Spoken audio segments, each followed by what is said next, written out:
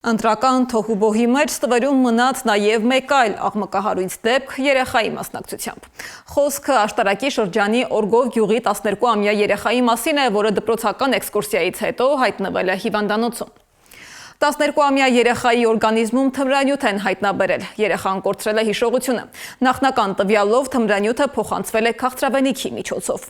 Ով է այն տվել երեխային եւ որտեղ է դա տեղի ունեցել, հարցերի պատասխանները դեռ փնտրում են քննիչները։ Մանրամասները Սեդա Մակարյանն է ներկայացնում։ Քաղցրավենիքի միջոցով թմրանյութ են հյուրասիրել 12-ամյա դպրոցական երեխային։ Ներքին գործերի նախարարությունը հաղորդում է ստացել, այս պահին միջոցառումներ են իրականացվում։ Դեպքը ՆԳՆ ոստիկանության ղեկավարության կողմից հսկողության տակ է, հավելյալ տեղեկություն ունենալուն պես կհայտարարեն։ Ներքին գործերի նախարարի մամուլի քարտուղար Նարեկ Սարգսյանն է այս մասին հայտարարել։ 12-ամյա երեխան դպրոցական էքսկուրսիայից հետո հայտնվել է հիվանդանոցում, նրա օրգանիզմում թմրանյութ է հայտնաբերվել։ Երեխան կորցրել է հիշողությունը։ Ահազանգողը ձեռքը թտուր համայնքային զարգացման հասարակական կազմակերպության նախագահ Կարինե Թորոսյանն է։ Վերջինս գրառմամբ դիմել է ներքին գործերի նախարար Արփինե Սարգսյանին։